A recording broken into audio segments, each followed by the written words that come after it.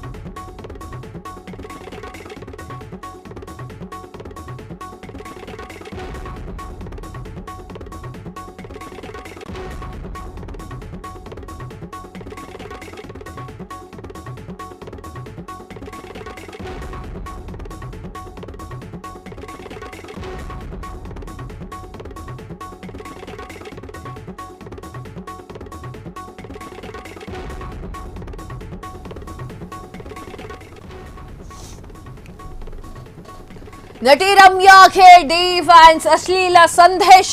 ನೀವು ಅಶ್ಲೀಲ ಸಂದೇಶವನ್ನ ರವಾನೆ ಮಾಡೋರು, ಅಶ್ಲೀಲ ಸಂದೇಶವನ್ನ ಕಾಮೆಂಟ್ ಬಾಕ್ಸ್ ಅಲ್ಲಿ ತಿಳಿಸೋರು, ಅಶ್ಲೀಲ ಸಂದೇಶವನ್ನ ಅದನ್ನ ಓದೋರು, ಹಾಗೆ ಸೋಷಿಯಲ್ ಮೀಡಿಯಾದಲ್ಲಿ ತಮಗೆ ಹೆಂಗ್ ಬೇಕೋ ಹಂಗೆ ಒಂದಿಷ್ಟು ಉದ್ದ ಮೆಸೇಜ್ಗಳನ್ನ ಬರೀ ಗಲೀಜಾಗಿ ಹಾಕೋರು ಯಾವುದೇ ಕಾರಣಕ್ಕೂ ನಿಮ್ಗಳಿಗೆ ಹಕ್ಕಿರೋದಿಲ್ಲ ಜಸ್ಟಿಸ್ ಫಾರ್ ಒಂದು ಹೆಣ್ಣು ಮಕ್ಕಳ ಹೆಸರು ಹೇಳಲಿಕ್ಕೆ.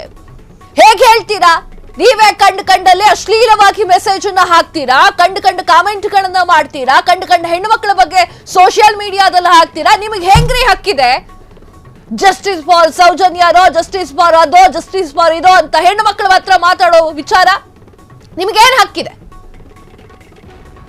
ಎಸ್, ರಮ್ಯಾಪುರ ಬ್ಯಾಟ್ ಬೀಸಿದಂತಹ ರಾಕ್ಲೈನ್ ವೆಂಕಟೇಶ್ ಅಶ್ಲೀಲ ಸಂದೇಶವನ್ನ ಕಳಿಸಿದವರಿಗೆ ಶಿಕ್ಷೆ ಆಗಬೇಕು ಎನ್ನುವಂತಹ ವಿಚಾರ ಹೇಳಿದ್ದಾರೆ. ಅಂತಹ ವಿಚಾರ ಉದ್ಭವ ಆಗಿರೋದು ಸರಿಯಲ್ಲ. ಎದುರಿಗೆ ನಿಂತು ಮಾತನಾಡುವವರನ್ನ ಎದುರಿಸಬೇಕು. ಎಲ್ಲೋ ನಿಂತು ಮಾತನಾಡೋದ್ರೆ ಹೆಂಗ್ ಸಹಿಸಿಕೊಳ್ಳೋದು? ಯಾರೇ ಅಭಿಮಾನಿಗಳು ಆಗಿದ್ರು ಕೂಡ ನಿಜಕ್ಕೂ ಕೂಡ ಯಾವುದೇ ತಪ್ಪು ಮಾಡಿದ್ರು ಅದು ತಪ್ಪೇ. ನಿಮ್ಮ ಮನೆ ಹೆಣ್ಣು ಮಕ್ಕಳನ್ನ ತೃಪ್ತಿ ಸಂತೋಷವಾಗಿಟ್ಕೊಳ್ಳಿ.